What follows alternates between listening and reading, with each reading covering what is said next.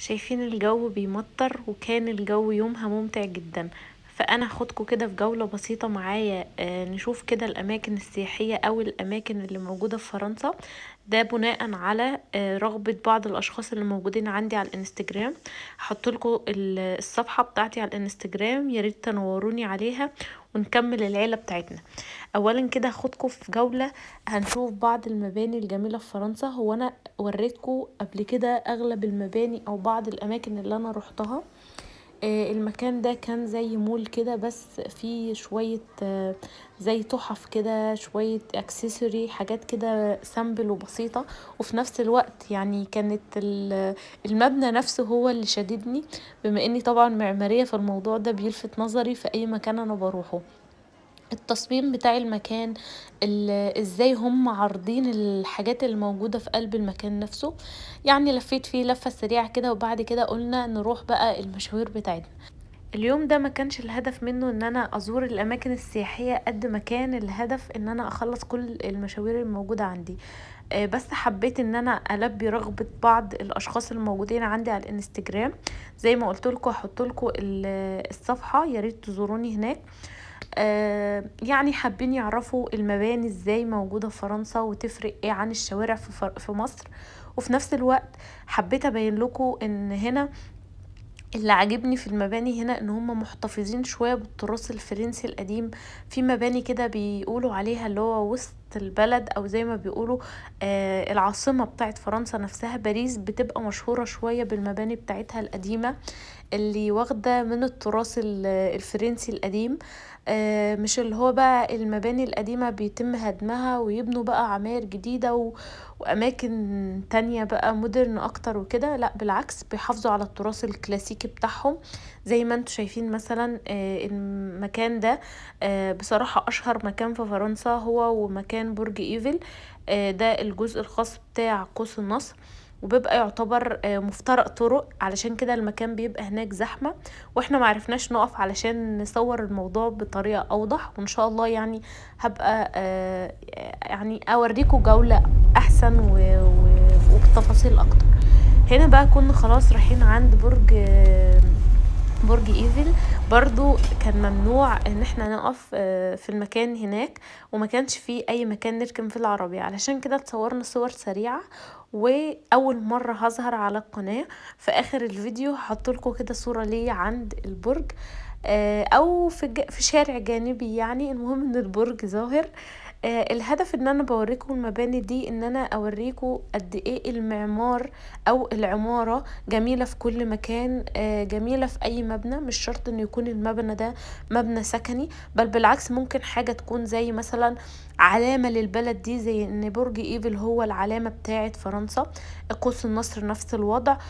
مثلا متحف اللوفر، الحاجات اللي هي يعتبر كل بلد مشهورة بيها.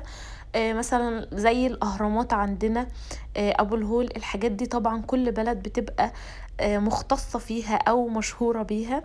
بتبقى زي ايقونة كده، كل العالم بيروح لها من كل بلدان العالم زي ما بيقولوا، علشان يعرفوا التحفة الفنية دي اتعملت ازاي او اتصممت ازاي. انا حبيت اوريكم المكان او البرج نفسه عن قرب اكتر. ما اقدرش اقرب اكتر من كده لان الموضوع كان ساعتها يعني صعب شوية وكان الوقت ضيق. دي برضو بعض المباني اللي بتقابلني في الشوارع. يعني ممكن يكون المبنى ده مش مبنى مشهور ولا حاجة، بس شكله غير تقليدي شوية، او شكله مميز، فعلشان كده انا صورته لكم. ده برضو بيعتبر من المباني التراثية اللي موجودة في فرنسا. يهمني ان انتوا تعرفوا ان اي بلد بتبقى مميزة. يعني في ناس كتير على الانستجرام سألتني ليه عايشة في فرنسا، ايه اللي موجود فيها مش موجود في مصر، ليه حابة مش عارف ايه، بعض الاسئلة. وطبعا لو انتوا عايزين برضو تكتبوا لي اسئلة تانية ممكن تكتبوها، ما عنديش مشكلة. بس اللي حابة افهمه لكم ان اي بلد بتبقى مميزة. يعني مفيش بلد بيبقى هي فيها كل حاجة حلوة والبلد التانية بتبقى وحشة، بالعكس كل بلد بتتميز بحاجة.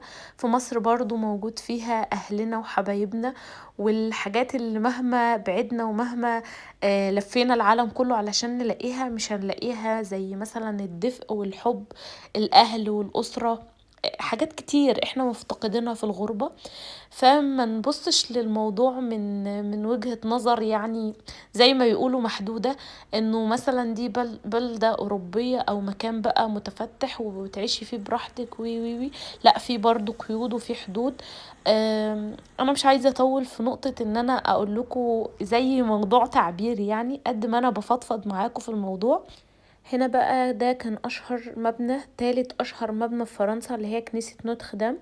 المبنى ده هو مبنى تراثي قديم برضو، بس اتحرق أو تم حرقه السنة اللي فاتت، وطبعا حصل له يعني خسائر كتير. بس الهدف ان انا وريتهولكوا في الفيديو ده علشان ألملكوا اغلب المباني المشهورة في فرنسا. وعايزة اقول لكم معلومة عن المبنى ده برضو، هجيب لكم صور حالا كده للمبنى بعد ما اتحرق مثلا وهم تم اصلاحه. هما ما طمسوش هوية المبنى ده، بالعكس سابوه زي ما هو. لكن اللي عجبني في الموضوع ان هم اضافوا له جزء، انا هجيب لكم الصور بتاعته حالا. الجزء ده يعني ممكن يكون اظهر تميز المبنى ده اكتر. لكن حافظوا على التراث القديم بتاع المبنى، وحافظوا على هويته، وما تمصوش الهوية زي ما انا قلت قبل كده. بل بالعكس، يعني حاولوا ما يمكن اصلاحوا ما يمكن اصلاحه، اللي هو ما يخسروش المبنى، بس في نفس الوقت يعملوا له اعادة ترميم بطريقة مناسبة تليق بالمبنى وبتليق بعظمته، وبتليق برضو ببلد يعني متقدمة شوية زي فرنسا. دي بعض الأماكن في فرنسا أو الأماكن المشهورة هنا. وده برج إيفل من كذا اتجاه. أتمنى تكون الفيديو أو طريقة عرض ليه بتعجبكم. ده بقى الجزء اللي أنا قلتلكم أضافوه لكنيسة نوتردام بعد ما اتحرقت. زي ما قلتلكم ما تمصوش الهوية ولا حاجة، بالعكس هم أظهروا المبنى بشكل آخر. في نفس الوقت أضافوا ليه لمسة جمالية مختلفة. يعني أضافت للمبنى، ما قللتش منه أبدا. بل بالعكس، إن ممكن تكون المشكلة اللي حصلت له أو اللي هي الحريقة اللي حصلت له سببت له مكسب أكتر ما كان المبنى الأول. ممكن بعض الأشخاص ما تعجبهمش، بس دي آراء. وطبعا المعماريين كلهم بيبقى لهم دماغ كده مختلفة، كل واحد بيبقى له رأي وكل واحد بيبقى له اتجاه. المهم في النهاية أنا حابة أوريلكم أغلب الأماكن اللي موجودة هنا في فرنسا، وإزاي هما بيستغلوا المساحات كمان من حيث العنصر الخضري. أنا هجيب لكم برضو شكل الشوارع، المباني هنا بصورة عامة من تصوير آخر يعني.